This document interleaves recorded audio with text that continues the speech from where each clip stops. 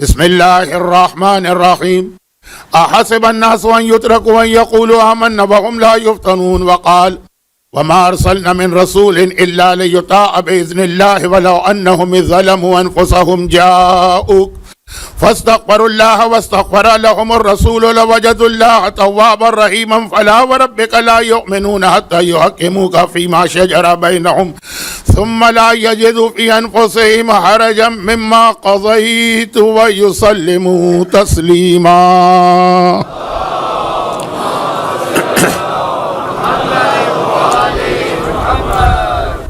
مجلس شام وطن ایام ازاں کے 5ویں عشرے کی آج یہ آخری گفتگو ہے، اور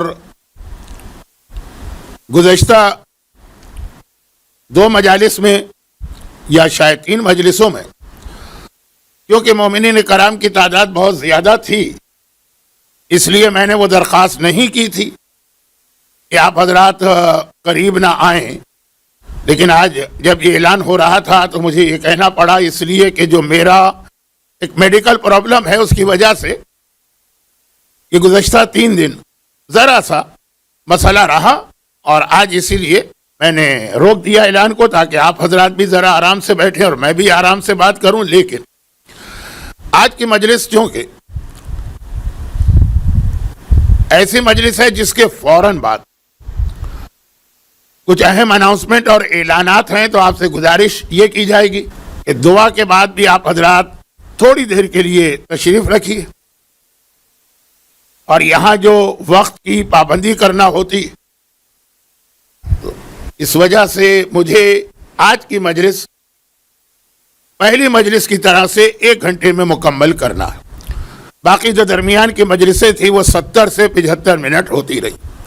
یہ بھی مجھے معلوم ہے کہ شاید کل سے بچوں کے اسکول کھل رہے ہیں، لیکن اسکول کھلے نہ کھلے وقت کی پابندی تو ضروری ہے. اور میں انتہائی شکر گزار ہوں اپنے مرثیہ خان حضرات کا کہ کس طرح سے انہوں نے میرے وقت کا خیال کرتے ہوئے مرثیہ کو درمیان میں کاٹا روزانہ. لیکن آج تو میں محسوس کر رہا تھا کہ ان پہ کیا گزر رہی ہوگی کہ جب مرثیہ اپنے عروج پر پہنچ رہا تھا تو گھڑی نے 8:30 دکھا دیے اور انہوں نے مرثیہ ختم کیا. جو وہ نہ کہہ سکے وہ انشاءاللہ مصائب میں بیان کروں گا. اب آ جائیے ایک آخری تمہیدی جملہ عرض کر کے ایمان کے تقاضے کربلا کے حوالے سے. موضوع بہت پھیل گیا، شہادت کی مجلس بھی درمیان میں آئی، جس کی وجہ سے 1-2 دن بہرحال ہمارا سبجیکٹ یا ٹاپک اتنا اہم نہیں ہے کہ ہم امام کی شہادت کی تاریخ کو نظر انداز کر دیتے، اس لیے وہ موضوع ذرا سا بدلا.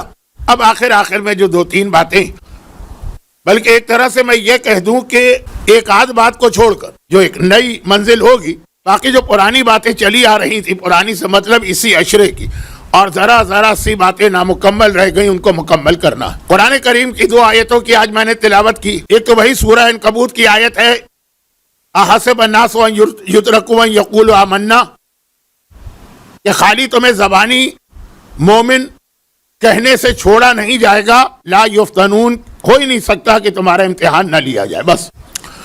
اور پھر دوسری آیت جو میں نے تلاوت کی وہ روزے 40 دن کی مجلس میں بھی آیت تلاوت کی تھی، لیکن دن کی مجلس میں آیت کا صرف اتنا حصہ تلاوت کیا تھا جس کا تعلق زیارت سے تھا، کیونکہ آج دوپہر کی مجلس کا یا صبح کی مجلس کا عنوان زیارت 40 تھا. اور اس وقت میں نے آیت مکمل تلاوت کی، کیونکہ آیت کے اگلے حصے کا تعلق ایمان کا تقاضا.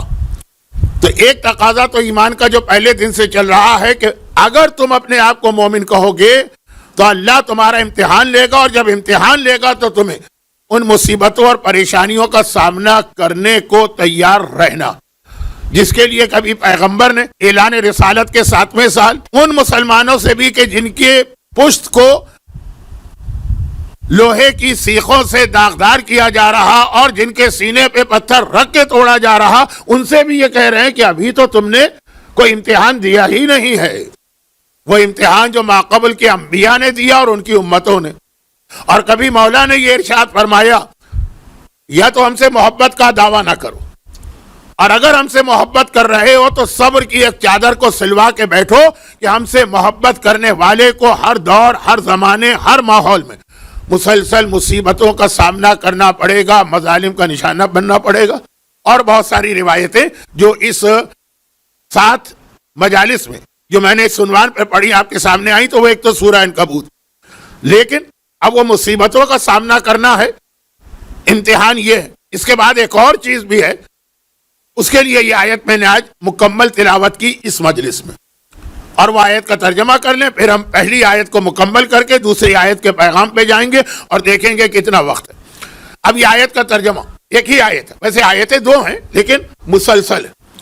وَمَا أَرْسَلْنَا مِن رَسُولٍ إِلَّا لِيُطَاعَ بِإِذْنِ اللَّهِ، ہم نے جو رسول اس دنیا میں بھیجا اس کا ایک ہی مقصد ہے کہ لوگ اللہ کی اطاعت کریں۔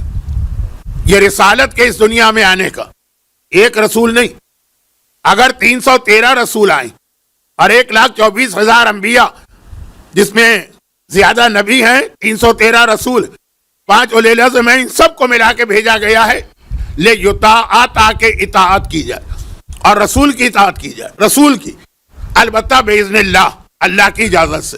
وَلَوْ أَنَّهُمْ، اب یہ آیت چل رہی ہے، یہ ایک ہی آیت، اور اگر یہ گناہگار تیرے پاس آئیں، کون گناہگار؟ یہاں لفظ مومن نہیں، سورہ عنکبوت کی آیت میں لفظ مومن ہے کہ جو اپنے آپ کو مومن کہے گا اس کا امتحان لیا جائے گا، یہاں مومن نہیں، یہاں پر جو مومن ہو کہ منافق ہو کہ مسلمان ہو کہ کافر ہو کہ مشرک ہو کہ ایتھسٹ ہو کہ دہریہ ہو کہ منکر خدا، جو تیرے پاس آئے گا اور اس کے بعد اللہ کی بارگاہ میں استغفار کرے گا اور تو اس کے حق میں دعا کرے گا، تب وہ دیکھے گا اللہ تواب بھی ہے، اللہ رحیم بھی ہے۔ بے شک اللہ رحیم ہے، لیکن ہر ایک کے لیے نہیں۔ آیت نے بتایا رسول کے پاس آنا ہے، مگر آیت مکمل تو ہو گئی ہے لیکن سلسلہ چل رہا، مگر یہ یاد رکھو فَلَا وَرَبِّكَ لَا يُؤْمِنُونَ، یہاں لفظ مومن آیا، تیرے رب کی قسم۔ سورہ عنکبوت کی آیت میں اللہ نے قسم نہیں کھائی، اس آیت میں اللہ نے قسم کھائی، لیکن تیرے رب کی قسم یہ لوگ مومن ہو ہی نہیں سکتے۔ ہاں، رسالت سے فیض حاصل کر سکتے ہیں، چاہے کافر ہوں، چاہے مشرک ہوں، چاہے ایتھسٹ ہوں، چاہے دہری ہوں، لیکن ایمان ان کو نہیں مل سکتا ہے جب تک کہ تجھے اپنے ہر مسئلے میں حکم نہ بنائے۔ فَلَا وَرَبِّكَ لَا يُؤْمِنُونَ، مومن ہو ہی نہیں سکتے جب تک کہ ہر مسئلے میں فیصلہ تجھ سے نہ لے، یہ دیکھیں کہ تو کیا کہہ رہا۔ فیما شجر بینہم ثم لا یجدوا فی انفسہم حرج، اور جو تو کہہ دے ذرا دل میں بھی ان کے یہ خیال نہ آنے پائے کہ کیا کہہ دیا رسول، مخالفت نہیں کر رہے ہیں، زبان سے کوئی بات نہیں کہہ رہے، دل میں ایک خیال آ گیا کہ آخر یہ ایسا فیصلہ رسول نے کیوں کیا۔ اب میں ترجمہ کر رہا ہوں اس لیے مثال نہیں دے رہا ہوں، لیکن فرض کیجئے کہ ایک عورت کے دل میں خیال آ جائے کہ آخر یہ رسول نے مجھے اپنے باپ کی جائیداد میں سے آدھا حصہ کیوں محروم کر دیا جو میرے بھائی کو دیا جا رہا ہے۔ نہیں، ثم لا یجدوا فی انفسہم حرجا مما قضیت، جو تو نے کہا ہے دل میں ذرا سا بھی خیال نہ آئے، وَيُسَلِّمُوا تسلیما، ان کا کام ہو تو حکم دیتا جائے یہ سر جھکاتے جائیں، تو حکم دیتا جائے یہ سر جھکاتے جائیں۔ یہ آیت مکمل ہوئی۔ اب اس کے اندر ایمان کا دوسرا تقاضا آیا، لیکن ابھی پہلے تقاضے کے حوالے سے ایک بات، تھوڑی سی بات نامکمل بھی رہ گئی تھی، اور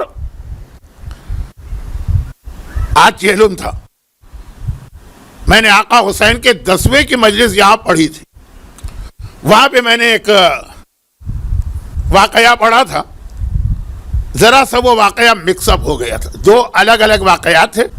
ذہن ہے انسان کا، آدھا میں نے ایک طرف سے لیا، آدھا دوسری طرف سے لیا، پیغام پہ کوئی فرق نہیں پڑا، لیکن وہ 2 واقعات مکس اپ ہو گئے، تو اس کو آج وہ 10ویں کی مجلس، 10واں تھا اس دن آقا مظلوم امام کا، آج 40واں، تو دوبارہ اس کو پڑھ رہا ہوں۔ 10ویں کی مجلس میں نے یہاں نہیں پڑھی ہے کہ آپ کہیں کہ مولانا نے ریپیٹ کر دیا، اور وہ یہ ہے کہ اب وہ جو بات چل رہی ہے کہ اللہ امتحان لے گا، امتحان لے گا، بہت ہو گئی بات، جتنی ہو گئی، اب مکمل ہے کہ نامکمل اس کو چھوڑ دیجیے۔ اب یہ سوال پیدا ہوتا ہے کہ جب اللہ امتحان لے گا تو ہم اللہ کے اس امتحان میں کس طرح سے ثابت قدم رہیں اور اپنے آپ کو بچائیں۔ لقمان حکیم 2 دن پہلے یا شاید کل یا پرسوں، کل ہی شاید، ان کا بھی تذکرہ آ گیا تھا، اور میں نے جو شروع مجلسوں میں ایک بات کہی تھی کہ قرآن ہسٹری کی کتاب نہیں ہے، ہدایت کی کتاب. تو ایسی بحثوں میں قرآن پڑھتا ہی نہیں ہے جس کا ہماری ہدایت سے کوئی تعلق نہ ہو، جس کا ہسٹری سے تعلق. لقمان نبی تھے کہ نبی نہیں تھے، اس سے ہمارا کوئی تعلق نہیں. تو اس لیے قرآن نے کوئی ذکر نہیں کیا. ان کا ایک واقعہ اور ہے. کسی نے ایک بار ان سے پوچھا، بہت ہی ذرا ایک اسٹائل سے پوچھا، وہ سمجھ گئے کہ پوچھنے والے کا مقصد کیا. کہا کہ یہ بتائی کہ اگر کوئی آدمی تیر پھینک رہا ہے کسی کے اوپر، تیر انداز، اور تیروں کی بارش ہو رہی ہے اور اس کا نشانہ بالکل پرفیکٹ ہے، کبھی نشانہ خطا ہی نہیں ہوتا، تو کیسے انسان اپنے آپ کو بچائے؟ اگر ایسا تیر انداز ہے جو ایکسپرٹ ہے اپنے فن میں، پچھلے دنوں میں پاکستان کے کسی گولڈ میڈل کے حوالے سے بہت سارے لوگوں کی توجہات اور کیسے اور کیا کہہ کے پھینکا گیا نیزہ اور یہ اور وہ ساری باتیں. تیر انداز ایکسپرٹ، ایک تیر بھی اس کا خطا نہیں ہوتا. اب لقمان سمجھ گئے کہ کہنا یہ چاہ رہا کہ اگر اللہ ہمارے گھر پہ مصیبتیں بھیج رہا اور اللہ اگر ہمارا امتحان لینے کے لیے صحیح، تو پھر تو ہماری کہیں پناہ کی جگہ ہی نہیں. دنیا میں بڑے سے بڑا طاقتور ظالم فرعون ہو، نمرود ہو، شداد ہو، بڑے سے بڑی طاقت ہو، بڑے سے بڑا ظالم ہو، ساری اپنی طاقت کے باوجود وہ ہمارا کچھ نہیں بگاڑ سکتا اگر ہم اللہ کی پناہ میں چلا جائیں. اللہ سے بڑا تو کوئی نہیں ہے نا. تو جتنا بڑا طاقتور کیوں نہ ہو، ایک ہمارے پاس راستہ ہے بچنے کا، اللہ کی پناہ. لیکن اگر اللہ ہی خود اللہ وہی ہمیں، اب یہ جملے ذرا بدتمیزی کے ہو گئے، میں گھڑی دیکھ رہا ہوں تو ذرا میرے ہاتھ پاؤں پھول رہے ہیں کہ آج میری یہ آخری مجلس ہے، آج بھی اگر بات نامکمل رہ گئی تو کل موقع نہیں ملے گا اس امام بارگاہ میں. تو اس لیے جلدی جلدی الفاظ کا سلیکشن شاید اتنا اچھا نہ ہو. تو اگر اللہ وہ ہم پر مصیبتیں نازل کر رہا ہے تو ہم اس سے بچ کے کہاں جائیں. ایک اور حدیث، پوری حدیث نہیں پڑھنا ہے کیونکہ وہ پوری حدیث ہی 40 منٹ لے لیتی ہے، لیکن ہے حدیث اس امام معصوم کی کہ جس کو ایک طرح سے آپ اس پوری صف اعضاء پہ پرسا بھی دیتے ہیں، اور جس نے یہ صف اعضاء بچھائی کہ چوتھے امام کے پاس جا رجل الى علی ابن الحسین فقال انا رجل حسن فاذنی بموعظہ لا اصبر عن المعصیہ فاذنی بموعظہ. چوتھے امام کے پاس ایک شخص آتا ہے اور کہتا ہے کہ مولا میں گناہگار تو بہت ہوں. گناہگاروں کی دو قسمیں ہیں نا، دونوں گناہگار ہیں. ایک مانتا ہے کہ میں گناہگار ہوں، اپنی غلطی تسلیم کرتا ہے، ایک مانتا ہی نہیں ہے کہ میں گناہگار ہوں. کہہ رہا ہے کہ مولا انا رجل عاصٍ، میں ایک عاصی ہوں، لیکن کیا کروں. اب یہ جملہ جو اگلا آ رہا ہے نا، یہ میری کل رات کی گفتگو میں آیا تھا، اللہ اصبر عن المعصیہ. جب گناہ کا موقع آتا ہے نا تو میں روک نہیں پاتا اپنے آپ کو، صبر نہیں کر پاتا ہوں. کل میں نے مولا کی حدیث ارشاد فرمائی تھی نا کہ صبر ایک ہے گناہ کے سامنے. کتنے لوگ مجلس میں بیٹھتے ہیں، توبہ اللہ کرتے ہیں کہ آئندہ یہ گناہ نہ کریں گے، مسجد امام باڑے سے باہر نکلے اور گناہ کا موقع آیا پھر پھسل گئے. موضوع یہ نہیں ہے، ورنہ اس پر بھی بہت بات ہو سکتی ہے. خود کہہ رہا ہے کہ میں گناہ گار ہوں اور خود مان رہا ہے کہ ہاں گناہ کے سامنے میں ریزسٹ نہیں کر سکتا ہوں. فاذنی بموعظہ. تو مولا آپ ہی مجھے کوئی ایسی نصیحت کریں. آپ امام معصوم ہیں، کلام قرآن کے بعد سب سے بہتر کلام ہے اس کائنات کا، شاید آپ کی بات میرے دل پہ اثر کر جائے. تو امام نے اس کو کیا پیغام دیا؟ یہ حدیث میں تیسرے عشرے میں جہاں بھی مجلسیں پڑھتا ہوں 21 سے 30 محرم میں یہ حدیث پوری پڑھتا ہوں، لیکن امام نے بہرحال اس کو یہی جواب دیا کہ ایسا کر، اللہ کا قانون توڑنا ہے. گناہ کیا گناہ ہے؟ اللہ کا قانون توڑنا. گناہ کی تعریف کیا ہے؟ What is the definition of گناہ؟ جو قانون اللہ نے بنایا، انسان جہاں جاتا ہے وہاں کے قانون کا احترام کرتا، دل نہ بھی چاہے تو قانون کو ماننا پڑتا، عقل قبول نہ بھی کرے کہ کیسا قانون ہے تو اگر وہاں ہو تو قانون ماننا پڑے گا. گناہ اللہ کا قانون ہے. امام نے کیا جواب دیا؟ امام نے کہا اگر گناہ کا دل ہی چاہے تو ایسا کر کہ اخرج من ولایت اللہ واظلم ما شئت، جہاں جہاں تک اللہ کی حکومت ہے اس سے باہر چلا جا، پھر جو گناہ دل چاہے کر لے. بھائی جس ملک کا قانون توڑنا ہے، آپ کا دل چاہ رہا ہے آپ اس ملک سے کسی اور ملک میں چلے جائیے، توڑ دیجئے قانون. اس نے وہی جواب دیا جہاں سے میں نے بات شروع کی، خداوند کہ مولا خداوند کی حکومت تو ساری کائنات میں، آدمی کہاں جائے. تو اب وہی لقمان سے سوال ہو رہا ہے फिरौन और नमरूद और शद्दाद हम पे जुल्म करें, मैं आगे नाम नहीं लेना चाहता, वो खुद अपने जहन में ले आइए, तो हमारे पास उनसे बचने का तरीका है अल्लाह की बना। लेकिन खुद अल्लाह की तरफ से अगर जुल्म ना हो, मुसीबत आए, कहाँ जाएं? लुकमान हकीम ने कहा बहुत ही आसान है, बहुत ही आसान। जो सबसे मुश्किल काम है कि अल्लाह अगर हमारे घर में मुसीबत लाए, कैसे बचे? कौन हमें पनाह में देगा? किसकी प्रोटेक्शन में हम जाएं तो वो अल्लाह की तरफ से आने वाली मुसीबत को रोक सकते हैं? जो उसके ख्याल में नामुमकिन सवाल था। और लुकमान ने मुस्कुरा के कहा बहुत ही आसान है ये तो, अगर तीर अंदाज के तीर से बचना है तो जाके उसके पहलू में खड़े हो जाओ, वहां कोई तीर तुम तक नहीं पहुंचेगा। अब जहन में तस्वीर लाइए कि अगर तीर अंदाज तीर फेंक रहा है दाएं बाएं सामने चारों तरफ, जो बिल्कुल पहलू में खड़ा है वहां तीर कैसे आएगा?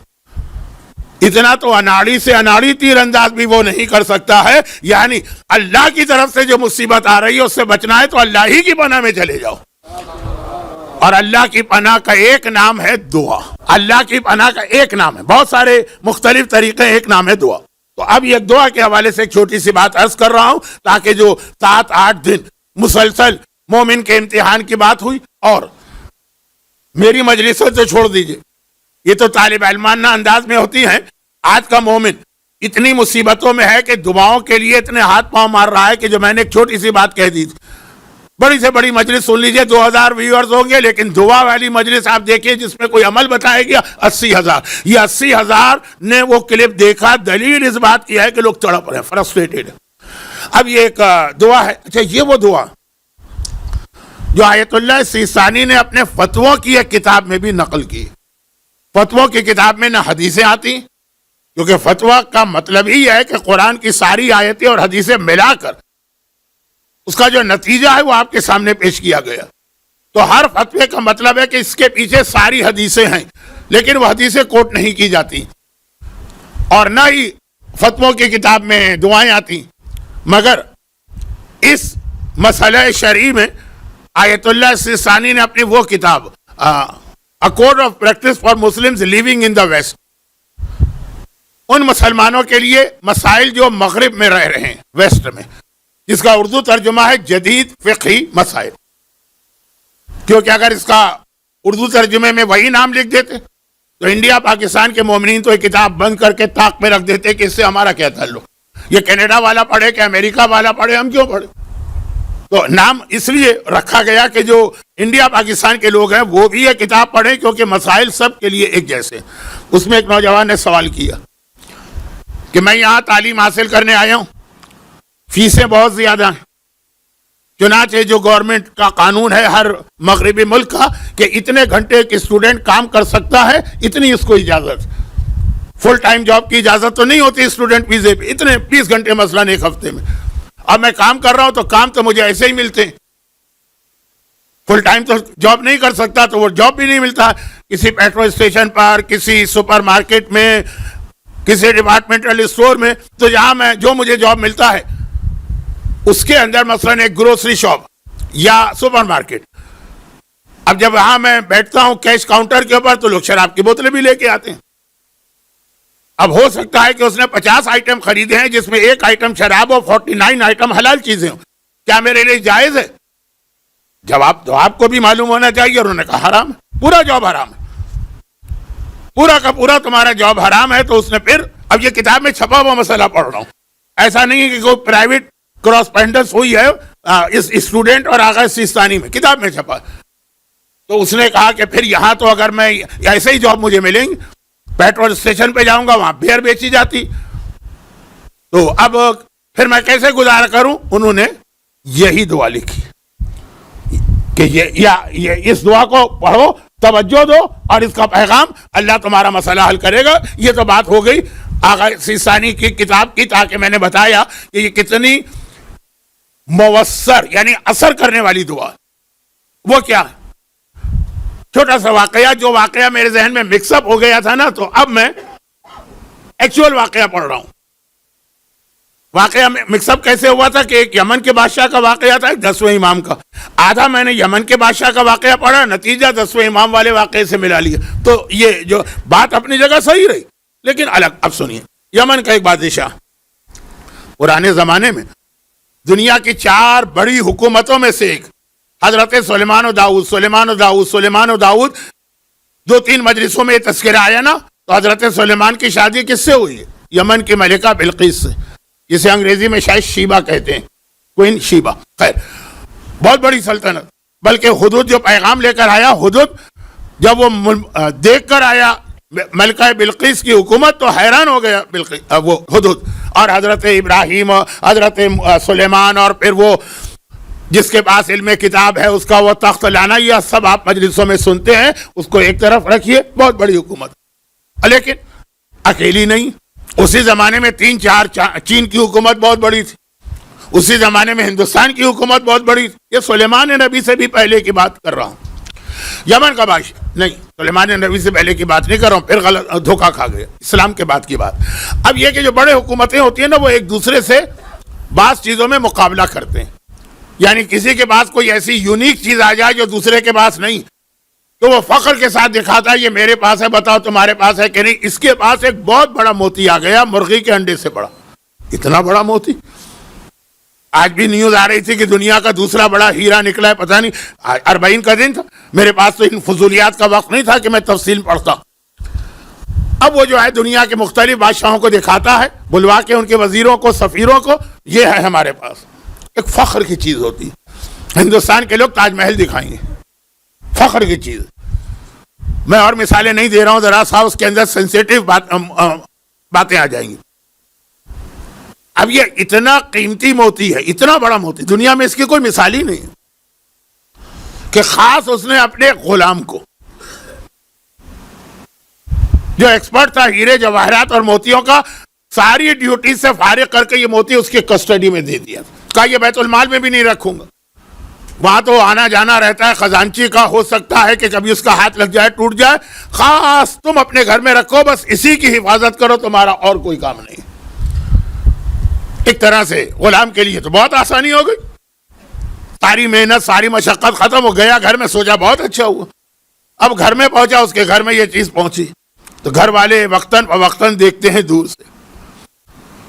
اس کا ایک چھوٹا سا بچہ، ایک بار اس کی نگاہ پڑ گئی، مچل گیا کہ یہ مجھے میرے ہاتھ میں دو. بچے تو چاند بھی آپ سے مانگتے ہیں نا کہ چاند بھی ہمارے ہاتھ میں دو، بچہ تو بچہ ہی ہے نا. اب یہ غلام پتا ہے کہ کتنی بڑی ذمہ داری ہے، کیسے اس کے ہاتھ میں دے. جتنا سمجھا رہا ہے، توجہ کو ہٹا رہا ہے، لیکن مشہور ہے کہ 3 ضدیں تو مشہور ہے نا، بادشاہ کی، عورت کی، بالغ بچے کی. اور مچلا جا رہا ہے، ماں جائے، خالہ آ جائے. اچھا میں فضول باتیں کروں چھوڑی. خلاصہ یہ ہے کہ آخر کسی بڑھیا نے کہا، نانی نے، دادی نے، کہ دے دو نا 1 منٹ کے لیے. ہم سب کھڑے، وہ 1 منٹ ہی غضب ہو گیا، بچے کے ہاتھ میں موتی گیا، پھسل کے گرا، 2 ٹکڑے ہو گئے. 2 نہیں، اس سے بھی زیادہ. 2 ٹکڑے نہیں ہوئے، غلام کی جان نکل گئی. اب کیا کرے؟ لیکن ایک چیز تو ٹوٹ گئی نا، کیا کرے؟ ٹوٹے ہوئے ٹکڑے تو اٹھا کے رکھ دیے، لیکن ہر وقت دل میں ڈر ہے کہ اب جو بادشاہ بلائے گا، کوئی بھی آئے گا نا، کوئی ایمبیسڈر بلایا جائے گا، میں بھی مارا جاؤں گا، میرا سارا گھرانہ بھی. کیا کرے؟ ایک دوست نے دیکھا یہ بہت پریشان ہے. اب ہر دوست سے بات بھی نہیں کہہ سکتا، کیونکہ بات کیا ہونٹوں سے نکلی، کوٹھوں چڑھی، ادھر آپ کی زبان سے بات نکلی، پھیل گئی وہ دنیا میں. لیکن یہ بہت ہی اس کا مخلص اور قریبی دوست تھا. باقی دوستوں نے بھی پوچھا کیا بات ہے، آج کل تم موڈ میں نہیں لگ رہے ہو، محفلوں میں بیٹھتے ہو تو اس طرح چہکتے نہیں ہو، کھانوں میں جاتے ہو تو اس طرح کھاتے نہیں ہو، حالات اور طبیعت نہیں ٹھیک ہے، تمہیں غلط. یہ دوست بہت قریبی تھا، وہ پیچھے پڑ گیا. کہا یہ مسئلہ، میری جان جا چکی ہے، میں مر چکا ہوں، آلریڈی میں مر چکا ہوں. کہا ایک کام کرو. پھر اس نے امام کا حوالہ دیا، چھٹے امام کا، کہ انہوں نے یہ فرمایا ہے کہ اگر دنیا کا کوئی ناممکن کام بھی ہے، یہ دعا پڑھ لو، تمہارا مسئلہ حل ہو جائے گا. اس نے سنا، پہلے تو ذرا ہنسی آئی اس کو تھوڑی سی. کہا یہ دعا ہے، اس سے ٹوٹا ہوا موتی تو نہیں جڑ سکتا ہے نا، تو ناممکن کام ہو گیا. جیسے موتی کا ٹوٹنا ایسا ہے جیسے کسی انسان کا مر جانا. وہ کون سی دعا ہے جو مردے کو زندہ کر دے؟ اس نے کہا اچھا ایک بات، تمہارے خیال میں ناممکن کام ہے نا، لیکن اگر یہ دعا پڑھ لو گے کوئی نقصان ہے؟ ہاں نقصان تو کوئی نہیں، یہ دوا تو ہے نہیں کہ مثلا آپ نے کہا یہ دوا میری بیماری کے نہیں، کسی نے کہا اچھا کھا لو. نہیں، اگر آپ کے لیے وہ دوا نہیں ہے تو دوا تو نقصان دہ ہو جائے گی آپ کے لیے، دعا تو نہیں نا. کہا جب نقصان نہیں ہے پڑھتے رہو. ڈوبنے والا تو تنکے کو بھی سہارا سمجھتا ہے، عربی کا محاورہ ہے، اردو میں بھی رائج. دعا شروع کر دی. ابھی دعا شروع کے ہوئے 3 دن ہوئے تھے, بادشاہ کی طرف سے پیغام آ گیا کہ وہ جو موتی میں نے تمہارے پاس رکھوایا تھا نا, فوراً آ جاؤ دربار کے اندر, ایک ضروری کام. ابھی دوڑا دوڑا گیا, لیکن کیا سوچ کے گیا کہ وہ امام کی دعا میں نے پڑھی, 2 مہینوں سے مسئلہ ٹل رہا تھا, یہاں 3 دن میں نہیں ہوا, میری جان چلی گئی. یہ تو الٹی ہو گئی نا. لیکن اب بادشاہ کا حکم ہے, حکم حاکم, دوڑا دوڑا گیا. کہا کیا بات ہے موتی کے بارے میں. کہا کہ جاؤ گھر میں جلدی سے موتی کو توڑ کے اس کو پیس کے اس کا پاؤڈر بنا کے لے کے آ جاؤ. کیا کہا اس نے بادشاہ نے, غلام کو یقین نہیں آ رہا. کیا کہا اس نے, موتی کو توڑوں اور اسے پیس کے اس کا پاؤڈر بنا کے لاؤ. یہ میں نے صحیح سنا ہے کہ دھوکہ ہو رہا ہے. بادشاہ نے کہا جلدی کرو, جلدی, میرے پاس وقت نہیں. اب یہ کیا بات ہوئی؟ پتا چلا کہ اس دوران ایک مسئلے کا بادشاہ کو سامنا کرنا پڑ رہا تھا, کیونکہ یہ تو لگا ہوا تھا اپنے اور اپنے گھر والوں کی موت میں. جب آدمی اتنا پریشان اس کو پتہ ہی نہیں چلتا بریکنگ نیوز کیا چل رہی. آپ کے گھر کے اندر اگر اتنی بڑی خدا نخواستہ پریشانی آ جائے, آپ ٹی وی بھی نہیں دیکھیں گے, آپ واٹس ایپ کے میسج بھی نہیں دیکھیں گے. تو اس کو پتہ ہی نہیں کیا تھا. ہوا یہ تھا کہ بادشاہ کا ایک ہی بیٹا اکلوتا, اور وہ کافی بیمار پڑ گئے. سارے طبیبوں نے علاج کیا, ناکام رہے. بادشاہ نے اعلان کیا بھاری انعام دوں گا. ایک طبیب آ گیا, یعنی ڈاکٹر. اب اس نے اس بچے کو دیکھا, بادشاہ کا اکلوتا بیٹا ہے, اس کے بعد وارث بننے والا. آج اردو کا ایک محاورہ استعمال کر رہا ہوں. بچے کو اس نے دیکھا تو پہلے ہنسا پھر رویا. مقصد یہ کہ پہلے تو وہ خوش ہوا پھر غمگین, پہلے ہنسا پھر رویا. بادشاہ نے کہا کیا ہوا؟ کہا یہ وہ بیماری ہے جس کا علاج ساری دنیا میں ایک ہی ہے, جو میرے پاس ہے, کسی اور کے پاس نہیں. تو ہنسا اس لیے کہ میں اس کا ایکسپرٹ ہوں, ماہر ہوں, اور رویا اس لیے کہ اس کی جو دوا ہے نا وہ آپ کو کبھی نہیں مل سکتی. کہا دوا کیا؟ کہا دوا تو میں بنا لوں گا. اس میں وہ جو ایک دنیا میں کہیں ایک جگہ مرغی کے انڈے کے برابر ایک موتی ہے, اگر اس کو پیس کر اس دوا میں ملایا جائے تو یہ فوراً اپنے بستر سے کھڑا ہو جائے گا. لیکن یہ موتی ملے کہاں سے اور اسے پیسا کیسے جائے؟ اب جب بیٹے کی اور اکلوتے بیٹے کی, شہزادے کی زندگی خطرے میں ہو تو کہاں کا موتی اور کہاں کا وہ پرائیڈ اور پریسٹیج کے دوسروں کو دکھانا ہے. تو غلام کو بلایا, فوراً جاؤ اس موتی کو توڑو, پاؤڈر بنا کے لاؤ تاکہ میرے بیٹے کی زندگی ملے. غلام دوڑا دوڑا گیا, موتی تو آلریڈی ٹوٹا ہوا تھا. چنانچہ پاؤڈر بنا کے آیا. بادشاہ نے ڈبل انعام دیا, اتنے جلدی تم آ گئے, میں تو سوچ بھی نہیں سکتا تھا. تو جس مصیبت میں وہ پھانسی اور اپنے سارے بچوں کی اور گھر والوں کی موت دیکھ رہا تھا, اس مصیبت میں اس کو ڈبل انعام ملا کہ خوش ہو گیا بادشاہ, اتنی جلدی دوا بن گئی ہے. تب اس نے کہا کہ یقیناً میرے دوست نے صحیح کہا تھا, کائنات کی ہر چیز غلط ہو سکتی ہے, صادق آل محمد کا فرمان غلط نہیں ہو سکتا.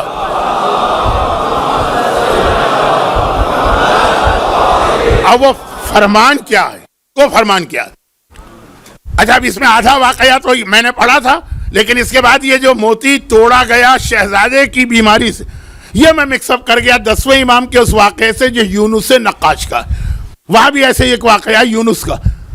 10ویں امام کا نام تیسری بار آ جا رہا ہے 2 دن کے اندر اندر. زیارت کے حوالے سے بھی نام آیا, دوپہر میں کل رات کثیر کسے کہتے ہیں اس حوالے سے بھی. یہ سب مشہور واقعات. آپ 10ویں امام کی ولادت کی محفل میں بھی بیٹھتے ہیں, شہادت کی مجلس میں بھی یہی 3 واقعات تو پڑھے جاتے ہیں. اس لیے میں صرف اشارہ کر رہا ہوں, ضرورت بھی نہیں تھی کیونکہ وہ موضوع وہ نہیں. لیکن اب یہ بات ہے کہ وہ دعا کیا تھی. وہ سورہ طلاق کی آیت نمبر 2 اور آیت نمبر 3, مگر آیت نمبر 2 پوری نہیں, آدھی آیت آخری. وَمَن يَتَّقِ اللَّهَ يَجْعَل لَّهُ مَخْرَجًا وَيَرْزُقْهُ مِنْ حَيْثُ لَا يَحْتَسِبُ وَمَن يَتَوَكَّلْ عَلَى اللَّهِ فَهُوَ حَسْبُهُ إِنَّ اللَّهَ بَالِغُ أَمْرِهِ وَقَدْ جَعَلَ اللَّهُ لِكُلِّ شَيْءٍ قَدْرًا. یہاں پہ آیت مکمل ہوئی, گول دائرہ بنے گا, نمبر 3 لکھا ہوگا. آیت نمبر 2 کا آدھا حصہ. یہ آیت آ گئے سیسانی نے اس نوجوان کے سوال کے جواب میں لکھی جو یہی کمپلین کر رہا کہ یہاں پہ مجھے جتنے گھنٹے جاب کی اجازت ہے اس میں جو جاب ملتے ہیں اس کے اندر شراب یا بیئر تو آ ہی جاتی ہے. یہ آیت لکھ پڑھو اسے. اب آیت کا ترجمہ ہی کافی ہے بتانے کے لیے کہ یہ آیت کتنا اسٹرانگ میسج دے رہی ہے. وَمَن يَتَّقِ اللَّهَ، جو اللہ سے ڈرتا ہے یعنی تقوی اختیار کرتا ہے، يَجْعَلْ لَهُ مخرجا. مخرج تو آپ یہاں جانتے ہیں، ہائی وے پہ سفر کرتے ہیں، اللہ اس کے لیے راستہ بناتا ہے پریشانی سے بچ نکلنے کا، مخرج بناتا ہے. ایک ایکسٹ ہوتا ہے، پریشانی آ رہی ہے، ایک ایکسٹ. بھائی کبھی ایسا ہے آپ جا رہے ہیں کسی ہائی وے پہ، بہت زیادہ ٹریفک جام، نیئرسٹ ایگزٹ سے آپ جو ہے نا ٹرن لے لیتے ہیں کہ اس سے نکلو، اس پریشانی سے وہاں چلے جاؤ. یہ مثالیں آپ کے لیے تو روزانہ کی. قرآن کی آیت وہی لفظ مخرج آیا ہے، یجعل لہ مخرجا ویرزقہ. اس ٹکڑے کی وجہ سے آغاز سیستانی نے اس نوجوان سے کہا، اور اللہ تمہیں رزق دے گا من حیث لا یحتسب، ایسی جگہ سے تم سوچ بھی نہیں سکتے تھے کہ وہاں سے بھی رزق مل سکتا، مگر اللہ دے گا. اللہ دے گا، ایک مخرج بنائے گا اور اللہ دے گا. ہاں یہ ایک شرط ہے، وَمَن يَتَوَكَّلْ عَلَى اللَّهِ فَهُوَ حَسْبُهُ. جو اللہ پہ بھروسہ کرے اللہ اس کے لیے کافی ہے. اگر تمہیں بھروسہ ہی نہ ہو، اگر تم ہر وقت شک میں ہی مبتلا رہو، جو روایت میں ہے نا کہ اگر کسی کو یہ یقین ہے کہ اللہ کے خزانے بھرے ہیں اور اللہ زندہ ہے، وہ اپنے رزق کے لیے پریشان نہ ہو. پریشان وہ جسے یا تو اللہ کی موت کا یقین ہو جائے کہ بھئی جس نے وعدہ کیا تھا رزق دینے کا وہی مر گیا، یا اسے یہ ہو کہ نہیں وہ ہے تو لیکن بینکرپٹ ہو گیا، اب وعدہ بھی پورا نہیں کر سکتا. تو اگر کوئی مومن ایسا ہے جس کو یا تو اللہ کی موت کی اطلاع مل گئی ہے، اس کے واٹس ایپ پہ میسج آ گیا ہوگا، یا یہ کہ اس کو یہ پتا چل گیا کہ اللہ بینکرپٹ ہو گیا، نعوذ باللہ، پھر وہ سوچے. لیکن وَمَن يَتَوَكَّلْ عَلَى اللَّهِ فَهُوَ حَسْبُهُ، اگر آپ کا اللہ پہ بھروسہ ہے وہی اللہ آپ کے لیے کافی ہے. البتہ یہ آیت چل رہی ہے قَدْ جَعَلَ اللَّهُ لِكُلِّ شَيْءٍ قَدْرًا، اللہ نے ہر چیز کے لیے ایک وقت مقرر کیا. آپ کی پریشانی دور ہوگی، آپ کی مصیبت دور ہوگی. ہم اور آپ تو اس طرح چھوٹی پریشانی میں فریاد کرتے ہیں. اہل بیت کا یقین کامل تھا کہ کوفہ ہو کہ شام ہو، یہ امتحان ایک وقت مکمل ہوگا اور ہم مدینے میں نانا کے شہر میں آئیں گے، یہاں منزل مصائب تھوڑی دیر کے بعد. تو اب دعا اور اس کی طاقت. اچھا اب یہ ضمناً بات اس لیے آ گئی کہ 7 دن مسلسل یہ آیت تلاوت کی گئی اور پیغام دیا گیا کہ ہمارے گھر میں مصیبتیں آ کے رہیں گی. کبھی نبلونکم بشیء من الخوف والی آیت میں نے تلاوت کی، کبھی انما اموالکم واولادکم فتنہ والی آیت تلاوت کی، کبھی مولا کی حدیث کے صبر کی چادر سے لو. تو آج میں نے سوچا کہ ذرا سا اس موضوع پر بھی بات کر لی جائے کہ اس کا پھر کوئی سولوشن ہے. لقمان حکیم، جاؤ کھڑے ہو جاؤ تیر انداز کے پہلو میں، وہاں پہ کوئی تیر نہ آئے گا، چلے جاؤ اللہ کی پروٹیکشن میں. اللہ کی پروٹیکشن کا نام ہے دعا، دعا کا سہارا پکڑو. لیکن اس کے بعد وہ منزل آتی ہے جہاں ایمان کا دوسرا تقاضا شروع ہو رہا ہے، اور وہ تیسرا تقاضا صرف ایک لفظ کہوں گا کیونکہ اتنا وقت نہیں ہے کہ تیسرے پہ بات کی جائے. البتہ یہ آپ کو یاد دلا دوں کہ آج کی رات شب 21 سفر ہو گئی. اسلامی کیلنڈر کے اعتبار سے ایام اعضاء کا چھٹا عشرہ شروع ہو گیا. ایک تو انگریزی حساب ہے 10-20، 1 سے 10، 10 سے 20، 11 سے 20، 21 سے 30. ایک اسلامی حساب ہے شب کا. تو شب کے اعتبار سے وہ عشرہ شروع ہو گیا ہے جو وفات رسول خدا کا عشرہ. تو ذکر پیغمبر کا ہوگا اس عشرے میں انشاءاللہ، اور تھوڑا سا ثواب میں لے رہا ہوں 2 منٹ کی بات کر کے. 2 حدیثیں ہیں پیغمبر، نہیں ایک حدیث ہے پیغمبر کی، ایک آیت ہے قرآن کی. حدیث ایک الگ تقاضا بتا رہی ہے، قرآن کی آیت دوسرا تقاضا. کیا تقاضا، کیا ڈیمانڈ، کیا ریکوائرمنٹ؟ ایمان لانے کے بعد تمہیں کیا کرنا. پیغمبر کی حدیث مختصر فرمایا کوئی شخص اس وقت تک ایمان کا مزہ بھی نہیں چکھ سکتا. مزہ اسے کہتے ہیں ذائقہ، جو خالی زبان تک بات رہے. ابھی بات ہو رہی تھی نا جو قرآن کی آیت کے خالی زبان مومن کہنے سے فائدہ نہیں، کہا ایمان کا مزہ بھی نہیں چکھ سکتے، یعنی ایمان زبان پہ بھی نہیں مانا جائے گا. دعائے کمیل میں یاد ہے طعم عذابہا، خدا بندہ اس گناہگار کو معاف کر دے جس نے کم از کم عذاب کا ایک مزہ تو چکھ لیا. ایک پیغام ہے علی والوں کے لیے کہ یقیناً علی کی شفاعت برحق ہے، یقیناً آپ کے آنسو رومال زہرا میں جمع ہو کر آپ کے لیے قیامت میں بخشش کا ذریعہ بنیں گے. یقیناً یا حسین کہے کہ آپ کے سینے پہ مارا جانے والا ہاتھ آپ کو جنت میں لے جائے گا. لیکن دعائے کمیل کا پیغام ہے یہ ساری شفاعت برحق ہے، طعم عذابہا، عذاب کا مزہ بھی چکھنا پڑے گا. ہر ایک کو نہیں جو اتنا بڑا گناہگار. مزہ چکھنا کسے کہتے ہیں؟ بالکل. اچھا چلیں بہت چھوٹی سی مثال دے دوں. روزہ ٹوٹ جاتا ہے کھانے اور پینے سے. ہر ایک کو پتا. مگر یہ مسئلہ ہے نا شریعت کا کہ اگر کوئی عورت کھانا پکا رہی ہے روزے کے عالم میں اور وہ یہ چکھنا چاہتی ہے کہ اس میں نمک مرچ ذائقہ اس کا ٹھیک ہے کہ نہیں, تو اسے اجازت ہے وہ سالن تھوڑا سا لے یا جو بھی کھانا پکا رہی. کہ مجھے تو نہیں پتا کہ شارجہ میں کیا پکتا ہے, کوئی شارجہ والے کوئی مومن ہیں بھی ایسے نہیں, خیر وہ تو میری اپنی بیماریاں کہ میں جاتا بھی نہیں ہوں کہیں. تو اب یہ ہے کہ خالی نمک مرچ مسالے جو کچھ بھی ہے وہ ذائقہ چکھنا ہے کہ ٹھیک ہے کہ نہیں ہے, وہ اگر روزے کے عالم میں زبان پر رکھ لے تو اس کا روزہ نہیں ٹوٹے گا. پرندے کو کھلانے کے لیے نوالے کو آپ دانتوں سے نرم کر کے پھر اس کو کھلائیں, حلق سے نیچے نہیں اترا وہ, روزہ آپ کا صحیح. چھوٹے بچے کو کھانا کھلانے کے لیے آپ روٹی کو ذرا یا گوشت کو چبا کے اس کو دے رہے ہیں, روزہ نہیں ٹوٹا. اور کھانے میں نمک مرچ کا جو توازن ہے وہ چیک کرنا ہے تو تھوڑا سا سالن اس نے روزے کے عالم میں زبان پہ رکھا, خالی چکھا, کھایا نہیں, حلق سے نیچے نہیں گئے, چکھا, روزہ اس کا صحیح. یعنی چکھنے کا مطلب یہ ہے کہ اس کے جسم میں یہ کھانا پینا نہیں گیا اکارڈنگ ٹو اسلام. اسلام نے کہا نہیں گئے. اچھا یہ ضروری بھی ہوتا ہے, بعض ایسے الٹی کھوپڑی کے مومن ہوتے ہیں کہ صرف نمک زیادہ ہو گیا تو طلاق ہو جاتی, مرچ زیادہ ہو گئی تو طلاق ہو جاتی ہے, مار پیٹ ہو جاتی ہے, دشنام ہوتا ہے اس عورت کے اوپر جس کی یہ شرعی ذمہ داری بھی نہیں. اس سے آگے نہیں کہوں گا, اس لیے نہیں کہوں گا کہ بہت ساری تو نہیں, ایک معقول تعداد میں خواتین کو جانتا ہوں. مولانا ہمارے شوہر آپ کی کوئی مجلس بھی نہیں چھوڑتے, تو ہم نے کہا آپ کا ہمیں آنے بھی نہیں دیتے کہ مولانا کے مجلس سنتے ہو تو تم لوگ باقی ہو جاتے ہو, تو تم اپنے گھروں میں بیٹھو, ہم سنیں گے. تو زیادہ مثالیں دوں گا کہ عورت کا کیا حق ہے تو ایک اور غضب ہو جائے گا. تو خلاصہ یہ کہ چکھنا کسے کہتے ہیں, میں چکھنا شرعی واجبات کے مسئلے سے سمجھا رہا ہوں. پیغمبر نے کہا ایمان چکھو گے بھی نہیں تم, جسم میں ایمان جانا, دل میں ایمان جانا, یہ تو موضوع آ چکا, وہ تو بہت دور کی چیز ہے. گویا زبان پر بھی ایمان نہیں آیا. ہاں آگے جو بات بتائیے اس پہ ہم اور آپ عمل کر رہے ہیں. پوری ہماری ایام ازا کی 2 مہینے 8 دن کی عزاداری, شب عاشور اور عاشور 24 گھنٹے ہمارا غم حسین کے اندر ڈوبنا.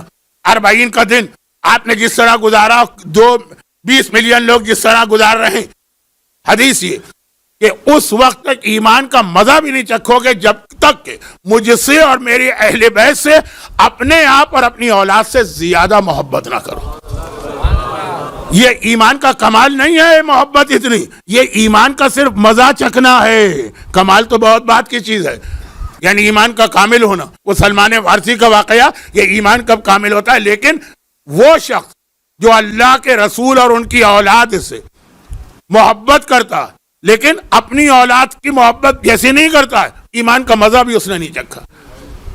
اپنے آپ سے زیادہ محبت اور اپنی اولاد سے زیادہ محبت. اب جو انسان اپنی اولاد کے لیے قربانیاں دیتا ہے, کیا وہ اہل بیت کے لیے دے رہا؟ ہم نے کہا ہماری 2 مہینے 8 دن کی عزاداری, ہمارا 40 کے دن میں کل رات, آج دوپہر, آج شام یہ مجلس میں آنا, یہ سب اس کی ایک دلیلیں ہیں. لیکن یہ ایمان کی سب سے پہلی ریکوائرمنٹ ہے. اور اس میں جب عزاداری کی بات آئی تو وہی موضوع جو آج دوپہر کو مجھے نامکمل چھوڑنا پڑا, اور وہ یہ ہے کہ خلوص کے بغیر کوئی عبادت قبول نہیں. وہ جملہ میرا یاد رکھیے گا کہ دنیا داری بھی ہو, ریاکاری بھی ہو, دکھاوا بھی ہو. فلاں عمل کرو گے تمہاری نماز قبول نہیں, فلاں عمل کرو گے تو تمہاری نماز باطل, غلط. غلط الگ لفظ ہے, قبول الگ لفظ. غیبت کرنے والے کی نماز قبول نہیں ہے لیکن نماز غلط نہیں. لیکن حالت نماز میں زمزم کا پانی پینے والے کی نماز غلط. یہاں زمزم کے پانی سے نماز ٹوٹ رہی ہے اور وہاں غیبت اور گانا سننا اور اس سے نماز نہیں ٹوٹ رہی. حتیٰ اگر آپ نماز کے بیچ میں بھی گانا سنیں, نماز کے بیچ میں بھی, یہ میں یہ نہیں کہہ رہا سنیں آپ, یہ اگر کسی نے کلپ کاٹ کے یہ جملہ یوٹیوب پہ چڑھا دیا تو غضب ہو جائے گا, لیکن ہو جانے دیں. ایسے کتنے غضب ہو چکے ہیں. نماز بھی آپ پڑھ رہے ہیں اور ساتھ میں گانے کی آواز بھی آپ کے کان میں. مومن کا نہیں, ہاں مومن نوجوان اسٹوڈنٹ کا واقعہ میں نے پڑھا تھا نا, کہ اس نے کہا مولانا میں اتنا زیادہ گانے کا عادی بن گیا ہوں کہ اب مجھ سے نماز بھی نہیں پڑھی جاتی ہے جب تک کہ میں بیک گراؤنڈ میوزک نہ لگاؤں. لوگ کھانے کے لیے تو کہتے ہیں کھانے کا مزہ نہیں ہے جب تک کہ ریسٹورانٹ میں بیک گراؤنڈ میوزک نہ چل رہی. لوگ ڈرائیونگ کے بارے میں تو کہتے ہیں کہ ڈرائیونگ نہیں کی جاتی ہے جب تک کہ ساتھ میں بیک گراؤنڈ میوزک نہ چل رہی. مگر کوئی مومن اس منزل پر آ جائے کہ نماز بھی نہ پڑھی جائے, البتہ شرعی مسئلہ ہے کہ اس کی نماز غلط نہیں.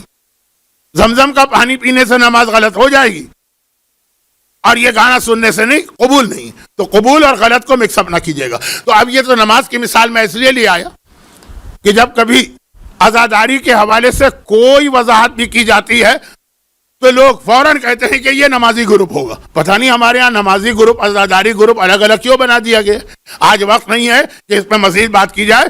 تو جو نماز تک کا مسئلہ ہے وہ عزاداری میں بھی ریاکاری کے ساتھ عزاداری کرے، قبول نہیں ہے لیکن فائدے ہیں اور ثواب بھی ہے دنیا کی حد تک. مال حرام، اچھا حرام کی دو قسمیں، ایک تو ہے کہ کسی کا حق مارے، وہ حرام تو بہرحال ہر صورت میں غلط، لیکن ایک حرام وہ ہے جو میں نے صبح ایک جملہ کہہ دیا تو وہ کافی.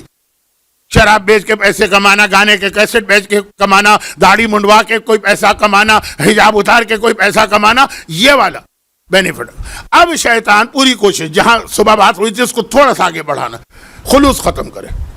انشاءاللہ اگر آئندہ کبھی مجھے موقع ملا کہ اس امام بارگاہ علی رضا کے ممبر پہ دوبارہ آؤں، فی الحال اپنی عمر اور صحت کی وجہ سے مجھے بہت مشکل لگ رہا، لیکن اگر کبھی موقع ملا تو یہ عنوان بن سکے گا کہ کس طرح شیطان مومن کو بہکاتا ہے. کافروں سے میں کیا تعلق؟ جو میں نے آج جملہ کہا نا کہ مومن کو شراب کے ذریعے نہیں بہکائے گا، ایک الگ موضوع بنے گا. اچھا اب یہ چیز اور بہت اہم روایت سن لیے. میدان قیامت میں 3 ٹاپ آف دا لسٹ مومن لائے جائیں گے. یعنی ٹاپ آف دا لسٹ کا مطلب یہ ہے کہ جنہوں نے ایسی نیکیاں کی جو اسلام میں ٹاپ آف دا لسٹ نے کی، اور نیکیاں کی ہیں ساری زندگی، اور تینوں کو منہ کے بھل جہنم میں پھینکا جائے گا. یہ حدیث. اچھا اسٹارٹ ہی وہ ہو رہا کہ اگرچہ میں اس میں آتا تو نہیں ہوں لیکن ایک طالب علم تو ہوں. ایک عالم کو لایا گیا، ساری زندگی اس نے دین کی خدمت کی، ساری زندگی اس نے امام حسین کی خدمت کی، ساری زندگی اس نے اسلام کی خدمت کی. 24/7 جسے کہتے ہیں، ہر وقت وہ اپنے آپ کو ڈیوٹی پہ سمجھتا، خوش آ رہا. میرا نامہ اعمال کتنی نیکیوں سے بھرا ہوگا. عالم کا رتبہ تو اتنا بڑا کہ امام معصوم نے فرمایا، 7ویں امام کی حدیث منتہی الاعمال میں جا کے دیکھ لی کہ اگر کوئی ہماری زیارت نہ کر سکے تو کسی عالم کے چہرے کی زیارت کر لے، وہی ثواب مل جائے گا. آگے کہا نہیں، اگر عالم سے بھی ملاقات نہ، اس کے گھر کا دروازہ دیکھ لے تو ثواب مل جائے گا. ایک اسٹیٹس بتانا. اب یہ آگے آیا، نامہ اعمال کھولا گیا، فرشتوں سے کہا گیا پھینک دو جہنم. فریاد کر رہا، خدا بندہ ساری زندگی میں نے تیرے دین کی خدمت کی. کہا نہیں، تو نے یہ ساری خدمت اس لیے کی ہے کہ تجھے لوگ کہیں کتنا بڑا عالم. فقیلا، اور لوگوں نے یہ کہا، تیری تعریفیں ہو گئیں، بہت پاپولر ہو گیا، تو جس کے لیے تو نے کام کیا تھا وہ چیز تجھے مل گئی، مجھ سے لینے کی آیا، سیدھا جہنم. سخی، سخاوت. جب یہاں تک روایت ہے کہ حاتم طائی کافر تھا مگر جہنم کے میں جا کر بھی جہنم کے عذاب سے محفوظ ہے، کیونکہ وہ سخاوت کرتا تھا جو انبیاء کی صفت. ساری زندگی اس نے راہ خدا میں خرچ کیا، بہت لوگوں کو دیا، دیتا رہا. آسان کام نہیں ہے. جن کے پاس پیسے نہیں ہوتے ان کو نہیں پتا کہ پیسے والے کے لیے پیسہ خرچ کرنا کتنا مشکل کام ہے، لیکن وقت نہیں. اب وہ آیا بڑا خوش، نامہ اعمال کھولا، اس نے عزاداری میں اتنا خرچ کیا، حج میں اتنا خرچ کیا، یتیموں کو اتنا دیا، بیواؤں کو اتنا، فرشتوں اس کو جہنم میں ڈال. خدا بندہ یہ کیسے؟ میں نے تو تیرے راستے میں اتنا خرچ کیا. کہا اس لیے خرچ کیا کہ لوگ تیری تعریف کریں کہ کتنا سخی آدمی. سیٹھ صاحب ہیں، سیٹھ صاحب، اور ایسے سیٹھ صاحب ہیں کہ لوگوں کو دیتے رہتے. اور یہ تو تعریفیں تیری ہو گئی. جس مقصد کے لیے تو نے خیرات کی تھی وہ مل گیا تجھے، تو مجھ سے کیا لینے آیا؟ خدا کہہ رہا مجھ سے کیا لینے آیا، جا. اور تیسرا، راہ خدا میں جہاد کر کے شہید ہونے والا. خون کا پہلا قطرہ زمین پہ گرتا ہے تو سارے گناہ معاف ہو جاتے ہیں. اب خوش آ رہا ہے کہ میں نے اپنی جان دی ہے راہ خدا میں، میرے بچے یتیم ہو گئے ہیں، میری بیوی جوانی میں بیوہ ہو گئی ہے، میرے بوڑھے والدین بے سہارا ہو گئے، لیکن میں نے دین خدا کے لیے قربانی دی. کیا پتہ نہیں مجھے جنت پہ کیا درجہ ملے گا. نامہ اعمال کھولا، فرشتوں پھینکو اسے جہنم. خدا بندہ میں تیرے راستے میں جان دینے والا. کہا لیکن اس لیے تو نے جان دی تھی کہ لوگ کہیں کتنا بہادر آدمی ہے، کتنا طاقتور آدمی ہے، کس طرح سے لڑنے والا ہے. وہ لوگوں نے کہا. بعض اوقات ایک لفظ پاکستان میں استعمال ہوتا، کسی کو کوئی بڑا میڈل دیا جاتا ہے بعد از مرگ، اس کے مرنے کے بعد اس کی قربانی کی وجہ سے میڈل، تو وہ تعریفیں ہو گئی، وہ مل گیا جس مقصد کے لیے تو نے مجھ سے کیا لینے آیا. تو اتنی بڑی بڑی عبادتیں اور اتنے بڑے اسٹیٹس کے آدمی، عالم ہو، سخی ہو، شہید، نیت اگر تمہاری خلوص نہیں. اب آپ دین کی تبلیغ کر رہے ہیں، یوٹیوب پر آپ کے چینل ہے، کلپ پہ کلپ ہے، مگر کیوں؟ ویور کتنے، لائک کتنے؟ خدا کہہ کہ مل گئے تمہیں لائک جتنے چاہیے تھے، 1 لاکھ چاہیے تھے، 2 لاکھ چاہیے تھے، 3 لاکھ چاہیے، مل گئے. مجھ سے کیا لینے آئے؟ خدا بندہ میں نے اتنی تبلیغ کی ہے اور اتنے کلپ بنا بنا کے لوگوں کے دین کی باتیں پہنچائی ہیں، مجھے نہیں، لائک کے لیے، ویورز کے لیے، سبسکرائبر کے لیے. وہ تمہیں مل گئے. یہ آج کل کی زندہ مثالیں. تو خدا نہ کر کہ شیطان، اب یہ بات قیامت کی اور یہ دنیا کی نہیں، جس نے اتنی خدمت کی ہے دین خدا کی، عالم بن کر دنیا میں اسے بینیفٹ مل گئے، سخی کو دنیا میں بینیفٹ مل گئے، شہید رائے خدا کو دنیا میں مل گئے، مگر آخرت میں کچھ نہیں ملے گا. تو عزاداری. اچھا، اب یہ شیطان کا وہ ہتھیار ہے کہ یہ حدیث مجھے یاد آ گئی، میں نے کہا آپ کو سنا دوں. لیکن اگر شیطان اس میں کامیاب نہ ہو، ہماری نیتوں کے خلوص کو ختم نہ کر پائے، تو وہ کیا کرتا ہے؟ جو دوسری مجلس میں بات آئی تھی، وہ ہے کہ کم از کم عبادتوں سے ہماری توجہات کو ہٹا لے. خلوص ایک الگ چیز ہے، آپ خلوص سے کام کر رہے ہیں مگر پوری توجہ عبادت میں نہیں. یاد کیجئے گا، میں نے وہ حدیث پڑھی تھی کہ چوتھے امام کو زین العابدین کیوں کہا گیا؟ 2 وجوہات ہیں، قیامت، ایک دنیا.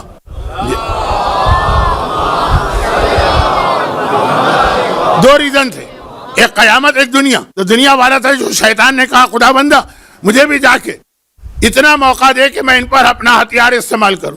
اسے پتا ہے باقی ساری چیزیں بیکار ہے، اس نے صرف کیا کیا؟ امام کی توجہ نماز سے ہٹانا چاہیے. خلوص بھی نہیں، پتا ہے کہ یہ مخلص بندے، یہ نہیں ہے مخلص. اور کون ہے مخلص؟ توجہ، عبادت سے توجہ ہٹانا. اب یہاں پر مسئلہ ہمارے اور آپ کے لیے وہ نہیں جو خلوص کا ہے کہ خلوص اگر ختم تو عبادت غلط. البتہ دنیا کے فائدے، آخرت میں کچھ نہیں. توجہ اگر ختم تو عبادت غلط بھی نہیں ہے، قبول بھی ہے، بینیفٹ بھی ہے. بلکہ روایت یہ ہے کہ جتنی عبادت میں توجہ ہے اتنا % ثواب ملتا ہے. اب ہم کہاں کے ایسے کہ ہمارے پاؤں سے تیر کھینچا جائے تو ہمیں پتہ تک نہ چل سکے. ہم کہاں کے ایسے کہ ہمارے گھر میں آگ لگ جائے تو ہمیں خبر تک نہ ہو. ہم کہاں کے ایسے کہ ہمارا بچہ کنویں میں گر جائے اور ماں فریاد کرتی رہے اور ہمیں پتہ ہی نہ ہو. یہ توجہ تو نہیں ہو سکتی، لیکن جتنی ہے ہمارے پاس. اور یہاں پر اسلام، ایک چھوٹی سی بات عرض کر کے بس اب تیسری بات کے لیے ایک ہی جملہ کہوں گا اور مصائب کی منزل. یہاں پہ ایک مسئلہ یہ کہ توجہ. اچھا، یہ بھی موضوع یاد ہوگا آپ کو، شروع میں آ چکا. مولا نے کہا لمبی دعا مت پڑھو، چھوٹی دعا پڑھو. لمبی دعا پڑھو گے شروع توجہ سے ہوگی، توجہ ہٹنے لگے گی. مختصر دعا پڑھو گے اس سے پہلے کہ شیطان آ کے توجہ ہٹائے، دعا ہی ختم ہو گئی. ایک لائن کی دعا. حتیٰ عاشورے کے دن، اعمال عاشورہ بہت سارے مومنین واجب نمازوں سے زیادہ اہمیت کے ساتھ کرتے ہیں، اور خاص طور پر اعمال عاشورہ میں زیارت عاشورہ تو ہر ایک کو پڑھنا، بڑی تاکید بھی. مگر جس کتاب سے یہ اعمال ہم کرتے ہیں مفاتیح الجنان، اس میں زیارت عاشورہ سے پہلے ایک جملہ لکھا کہ آج کے دن یہ زیارت ہے، معصوم نے بتائی عاشور کے دن پڑھو. لیکن اگر خالی اتنا بھی پڑھ لو کہ السلام علیکہ یا ابن رسول اللہ، عمل عاشور مکمل ہو گئے. زیارت ایک جملہ کافی. کیونکہ بعض اوقات بلکہ اکثر ہے کہ لمبی زیارت آپ پڑھیں گے، چاہے وہ زیارت اربعین کیوں نہ ہو، چاہے وہ زیارت عاشورہ کیوں نہ ہو، توجہ ہٹے گی. بعض لوگ اسی لیے غلط فہمی میں مبتلا ہو جاتے ہیں. مولانا زیارت عاشورہ کے اتنے فائدے بتائے جاتے ہیں، ہم تو 40 دن سے پڑھ رہے ہیں، ہمیں کچھ نہ ملا. وہ اس وقت ہے جب آپ کی پوری توجہ اول زیارت سے آخر زیارت تک رہے، جو ایک عام انسان کے لیے بہت مشکل ہے.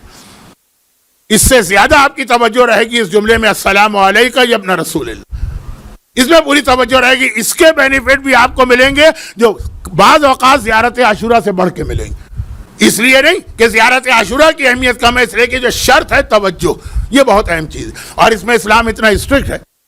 میں نے کچھ چیزیں دیکھی ہیں، اس لیے آج جاتے جاتے وہ ایک جملہ کہہ رہا ہوں اور پھر مصائب پہ آ رہا ہوں. اور وہ یہ ہے کہ اتنا مسئلہ اہم کہ عبادت میں توجہ. ہاں پھر کہہ دوں کہ یہ خلوص کی طرح سے اتنی سخت چیز نہیں کہ آج کی توجہ ہٹ گئی تو نماز غلط ہے. اگر ایسا ہی ہوتا تو شکیات نماز کے مسئلے کیوں ہم کو بتائے گئے کہ 3 اور 4 میں شک ہو تمہاری نماز غلط نہیں ہے، بس یہ کام کر لو. کہہ دیا جاتا نماز غلط ہے، دوبارہ پڑھ لو. بہت سے مومن اس کے لیے تیار بھی ہو جاتے ہیں، لیکن کہا نہیں. ضرورت نہیں ہے کیونکہ نماز میں توجہ ہٹنا سجدہ صاحب کیوں اسلام میں رکھا؟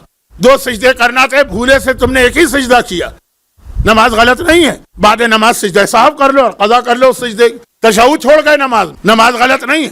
ہاں خلوص اگر نہیں ہوتا تو نماز غلط، یہاں یہ کہ بتا رہا اسلام، لیکن کہہ رہے ٹرین کرو اپنے آپ کو، اور وہ سارے طریقے بتائے کہ توجہ نہ ہٹے۔ مثلا آپ نماز پڑھ رہے، آپ کے سامنے اگر قرآن کھلا ہوا، آپ نے کہا ڈبل ثواب ملے گا نماز کا بھی اور سامنے قرآن، خالی قرآن کو دیکھنا ایک ثواب ہے۔ روایت آپ نے سنی ہے نا کہ 3 چیزوں کو دیکھنا ثواب قرار دیا گیا، عبادت، النظر الی بیت اللہ عبادہ، اللہ کے گھر کو دیکھو عبادت ہے، النظر الی کتاب اللہ عبادہ، قرآن کو دیکھو عبادت ہے، النظر الی وجہ علی عبادہ، علی کے چہرے کو دیکھو تو وہ بھی ایک عبادت ہے۔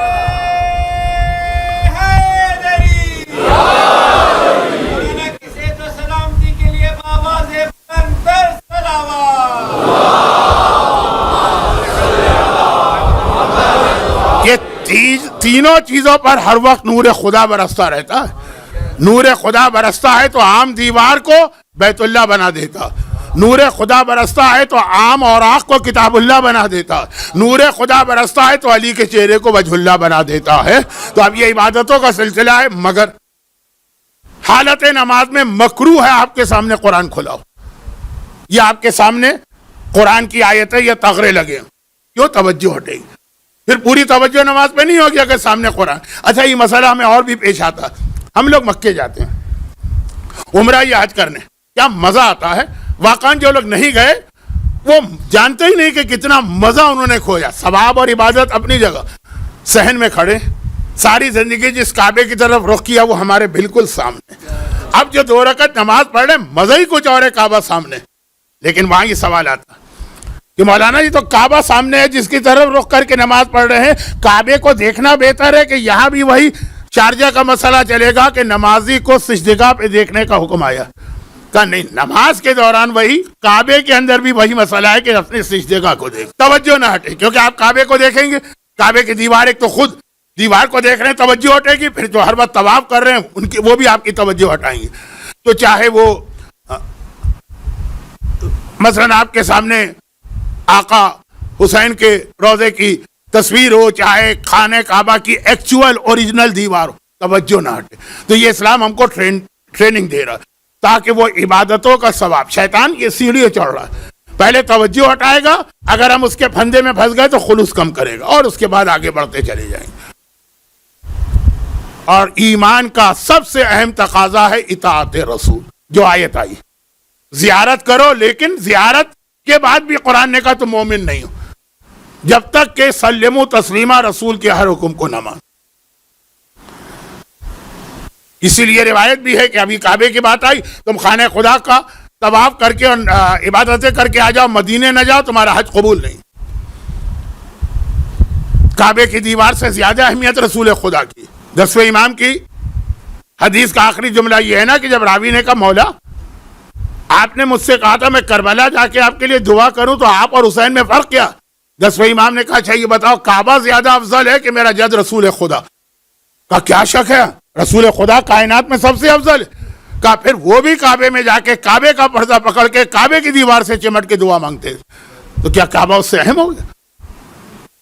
نہیں، کعبے کی عظمت بتانا ہے کہ مجھ جیسا کائنات کا افضل ترین انسان بھی یہاں آتا ہے، تم بھی جاؤ، مجھ جیسا انسان کربلا میں دعا کی درخواست کرتا ہے، تم بھی جا کے دعا مانگو۔ لیکن رسول کی فضیلت ہی کچھ اور، وہاں جانے کا مزہ ہی کچھ اور، مگر ہمیں اور آپ کو وہاں جا کے مزہ آتا ہے زینب کبریٰ کو وہاں جا کے فریاد کرنا۔ مصائب کی منزل کے بعد آپ حضرات آج کچھ دیر تشریف رکھیے گا، جو بھی انتظامی اعلانات ہیں، اناؤنسمنٹ، مجھے خود نہیں پتا کیا ہے، لیکن مجھ سے یہ کہا گیا فوراً جانے کی جلدی نہ کریں، یہ اس عشرے کی آخری مجلس ہے اور جو وقت ہے اسی پہ آپ کو فارغ کیا جائے گا۔ یہ ہمارا ملک ہوتا تو چلیں کہ آدھا گھنٹہ اور بیٹھنا پڑے گا، ایسا کچھ نہیں۔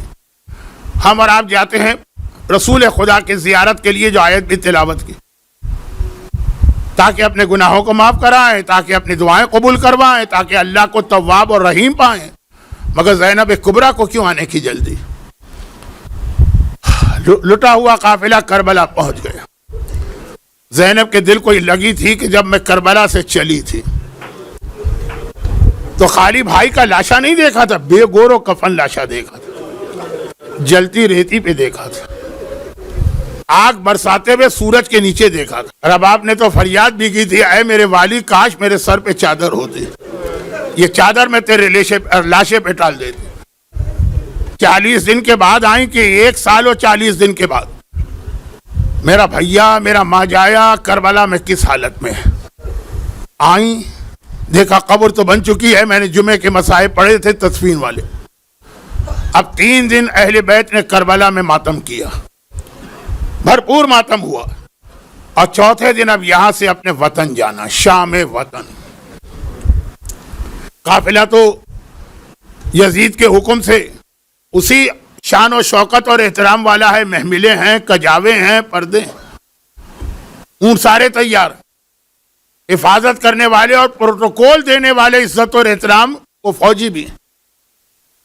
میرے مولا سجاد نے کہا یا شہزادی زینب نے کہ چلو اب ہم چلیں اپنے وطن میں، اب ہمیں جا کے وطن میں شام گزارنا ہے، چلو وہاں چلیں۔ سارا قافلہ تیار ہوا، اونٹ کھڑے ہوئے، چلنے لگے۔ پتہ چلا کہ ایک اونٹ ایسا ہے کہ جس کی محمل خالی۔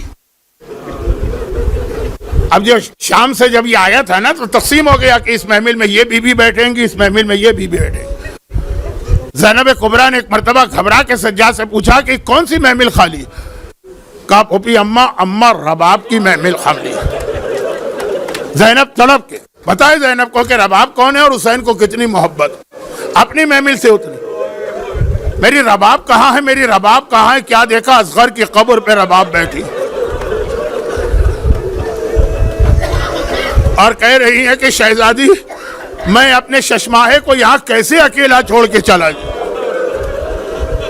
زینب نے کہا رباب چلو میرے ساتھ، چل کے پہلے اماں کو پرسا دو، اور یاد رکھو کہ اصغر اکیلا نہیں ہے، اصغر کا بابا بھی یہیں پر ہے اور اصغر کا چچا بھی فرات کے کنارے اصغر کی حفاظت کر رہا۔ رباب کو لے کے چلے اور یہ قافلہ چلا یہاں تک کہ شہر مدینہ کی دیواریں نظر آئیں۔ آج بھی 1400 سال کے بعد یا 1300 سال کے بعد آج بھی مدینے میں وہ جگہ موجود ہے کہ جہاں کا یہ واقعہ میں پڑھ رہا ہوں، جو آپ نے مرثیے میں بھی سنا اور نوح میں مدینے کی دیوار نظر آئی، آج بھی وہ جگہ موجود ہے۔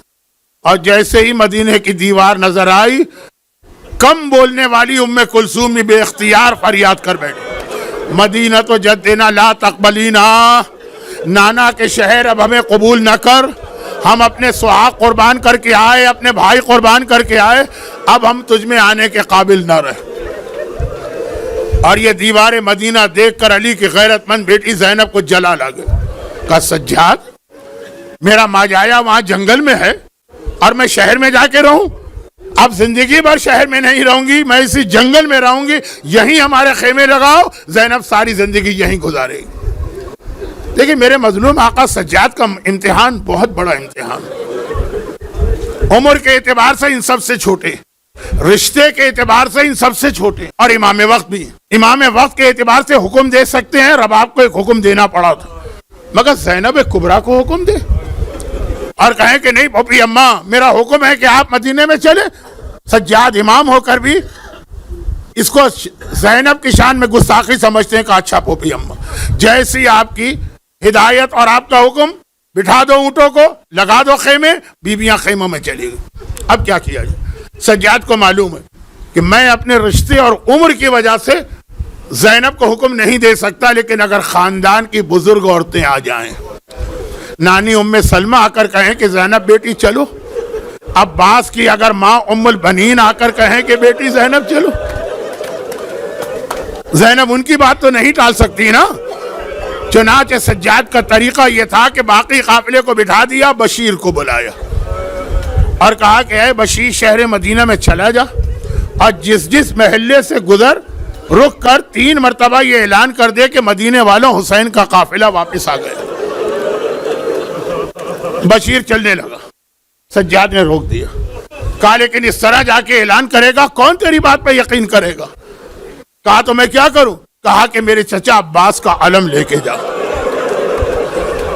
تیرے ہاتھ میں عباس کا علم ہوگا، تیری زبان پر یہ اعلان ہوگا تو لوگوں کو یقین آئے گا۔ बशीर कहता है मैं शहर मदीना में दाखिल हुआ, असल में तो मुझे जाना था महल्ला बनी हाशिम, मगर रास्ते के दूसरे महल्ले भी है ना, हर जगह रुक के 3 मरतबा ऐलान करता हूँ, आगे बढ़ता हूँ। एक महल्ले में पहुंचा, ये ऐलान किया, वहां कुछ नौजवान बैठे हुए बातें कर रहे थे, मेरी बात सुनी, तवज्जो नहीं थी, दोबारा ऐलान किया, तवज्जो। तीसरी बार जो मैंने ऐलान किया, एक दूसरे से कहने लगे अरे हमारा दोस्त अली अकबर भी आ गया होगा, 1 साल हो गया अकबर से कि बात ही नहीं की, अकबर की जियारत ही नहीं की। मैं समझ गया कि ये अकबर के दोस्त और साथी हैं, लेकिन मैं उनसे कुछ ना बोला, आगे बढ़ा। तो चलो अकबर की जियारत के लिए वहां चलो जहां काफिला आया। मैं तो सीधा महल्ले बनी हाशिम में दाखिल हुआ और महल्ले के बीच में खड़ा हुआ अलम मेरे हाथ में है, अह बनी हाशिम के महल्ले के रहने वालों, हुसैनी काफिला आ गया। जैसे ही ये कहा मैंने, सबसे पहला घर जो मेरे सामने था उसका दरवाजा खोला, एक नन्ही सी बच्ची सर पे चादर है, झांक के मुझे देखती है। मैंने अपना ऐलान दोहराया, अब बच्ची ने पूरा ऐलान सुना। जब तीसरी मर्तबा ये जुमला कहा, बच्ची ने घर के अंदर रुख किया और कहा चचा मोहम्मद हनफिया मेरा बाबा आ गया है, मुझे मेरे बाबा से मिलाने ले चले। मैं समझ गया यह हुसैन की यतीमा सुगरा है, लेकिन अभी मैं तीसरा ऐलान कर ही रहा था कि ऐसा लगा कोई मेरा घुटना पकड़ के उसे हिला रहा है और दबा रहा। मैंने झुक के देखा, एक छोटा सा बच्चा खड़ा। मैंने कहा कि मियां साहबजादे ये मेरा घुटना क्यों पकड़ा? कहा ये बता दे मेरे बाबा का आलम तेरे हाथ में कैसे आ गया? मेरा बाबा कहाँ है कि उसका आलम तेरे हाथ में आ गया? मैंने कहा तेरा नाम क्या है? कहा मैं अब्बास अलमदार का बेटा हूं। इस छोटे से बच्चे को मैं क्या बताता। मैंने कहा कि चलो शहर के बाहर चलो, खुद ही मालूम हो जाएगा। बस थोड़ी देर बाद सारे महल्ले बनी हाशिम के सारे घरों के दरवाजे खोले और एक मर्तबा सारी बुजुर्ग खवातीन सरों पे चादरें डाल के आई। वो रसूल की बेवा उम्मे सलमा है, वो अब्बास अलमदार की माँ उम्मुल बनीन है, वो मेरे मौला की बहन उम्मे हानी है, और आगे आगे हुसैन का छोटा भाई मोहम्मद हनफिया। काफिले को लेके चले, आज भी वो जगह है, खुदा आपको वहां ले जाए जहां काफिला ठहरा था, उसके करीब पहुंचे। और एक बार उम्मे सलमा की एक बार मोहम्मद हनफिया की निगाह पड़ी, काफिला वो बैठा, बेख्तियार कहा मेरा भैया मारा गया है। लोगों ने कहा कि अभी तो आप गए भी नहीं। कहा देखते नहीं, जब ये काफिला गया था तो सारे अलम सब्ज रंग के थे, अब ये सारे अलम काले रंग के नजर आ रहे हैं। ये काले अलम बता रहे हैं कि मेरा भैया मारा गया। काफिले में पहुंचे, एक मर्तबा लोगों से कहा कि मेरा भाई मारा गया है, तो मेरी बहन ज़ैनब कहाँ है? सब ने कहा वो खैमा ज़ैनब कहाँ है? वो खैमा मोहम्मद हनफिया छोटे भाई खेमे में दाखिल हुए, लेकिन वो खैमा ज़ैनब का था ही नहीं। वहां तो एक बहुत ही बूढ़ी कोई औरत बैठी, इंतहाई ज़ईफ कोई औरत बैठी, घबरा के निगाहें नीचे की बाहर आने लगी। ऐ ज़ईफा मुझे माफ कर दीजिए, मैं तो ये समझ के आया था कि ये मेरी बहन ज़ैनब का खैमा। वो ज़ईफा फरियाद करती है भाई मोहम्मद हनफिया, आज कौन सा दिन आ गया कि भाई अपनी बहन को नहीं पहचान रहा। अना ज़ैनब, अना ज़ैनब, अना ज़ैनब। और जब ये सुना तो तड़प के कहा इतना और बता दीजिए कि आखिर मेरे हुसैन का वारिस मेरा यतीम भतीजा सज्जाद कहाँ है? ज़ैनब ने कहा जाओ बाहर, पूरे काफिले में एक ही तो मर्द है ना, वही सज्जाद। मोहम्मद हनफी आए, वही जो दोपहर की मजलिस का आखिरी जुमला था दोबारा रिपीट हुआ। आज फिर बाहर आए, देखा काफिले में कोई ऐसा मर्द नजर नहीं आ रहा जो सज्जाद जैसा हो, हाँ मुझसे भी ज्यादा बूढ़ा, सर के बाल सफेद, दाढ़ी के बाल सफेद, भवों के बाल सफेद, चेहरे पे झुर्रियां, कमर झुकी, मुझसे भी ज्यादा बूढ़ा। का इसी से पूछो, करीब गए और कहा कि ऐ शख्स क्या तू ये बता सकता है कि मेरा यतीम भतीजा सज्जाद कहाँ? एक बार फरियाद करता है वो बूढ़ा, चचा आपने भी नहीं पहचाना, अना अली इब्नुल हुसैन, मैं ही आपका यतीम भतीजा हूं। अब जो दोपहर के मसाइब सुने से उसका एक जुमला रिपीट हो रहा है, एक जुमला नया। بھئی یہ سننا تھا کہ چچا نے بھتیجے کو گلے سے لگایا، پرسہ دینا ہے، اور ایک بار پھر فریاد کی۔ مولا سجاد نے فریاد کی، چچا ذرا آہستہ، چچا ذرا آہستہ۔ محمد حنفیہ نے کہا بیٹا کیا بات ہے؟ کہا چچا جو توق خاردار کانٹوں والا توق گلے میں رہا اس کا زخم اب تک موجود ہے، اب تک نہیں۔ 35 سال بعد جب امام باقر نے غسل میت دیا تب بھی سجاد کے گلے کا زخم تازہ تھا۔ محمد حنفیہ نے وہ سوال کیا جو جابر نے نہیں کیا، بیٹا سجاد تو میری گودوں کا پالا ہوا، تو اتنا بوڑھا نظر آ رہا ہے، آخر یہ بڑھاپا، جوانی میں بڑھاپا کیسے آیا؟ صرف ایک لفظ کہا، ایک لفظ، چچا الشام، الشام، الشام۔ وہ شام کے مصائب ہے جس نے جوانی میں سجاد کو بوڑھا کر دیا۔ وقت بہت گزر گیا ہے، میں آخری 2-3 جملے کہہ دوں۔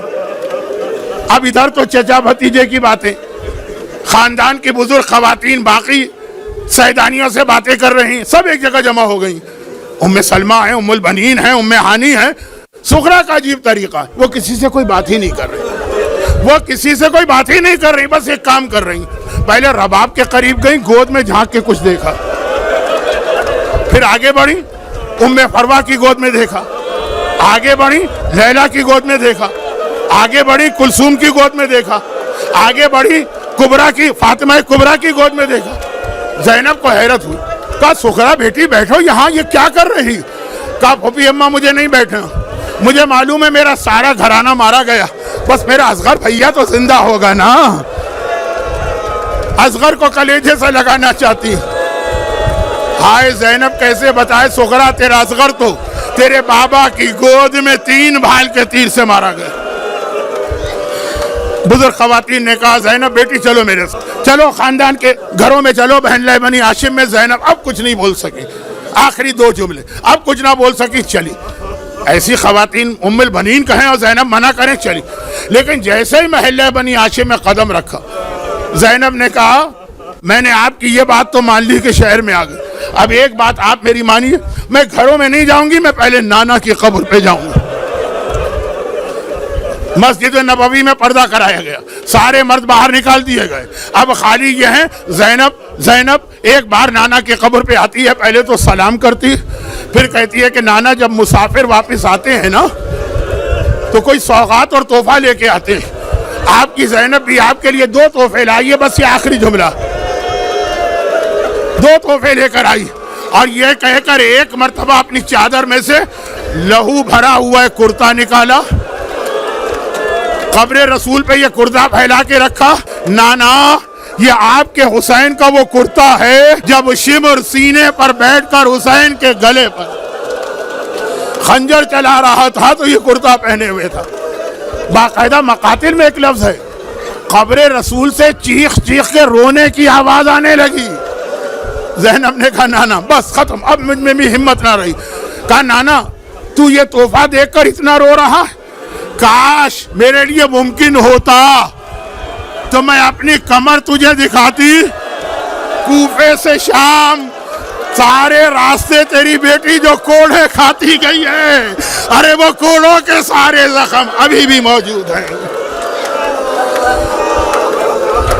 اجرکم اللہ علی ولعنۃ اللہ علی اعدائہم اجمعین۔ پروردگارا مومنین اور مومنات کے اس گریے کا واسطہ غم حسین کے سوا انہیں ہر پریشانی سے محفوظ فرما۔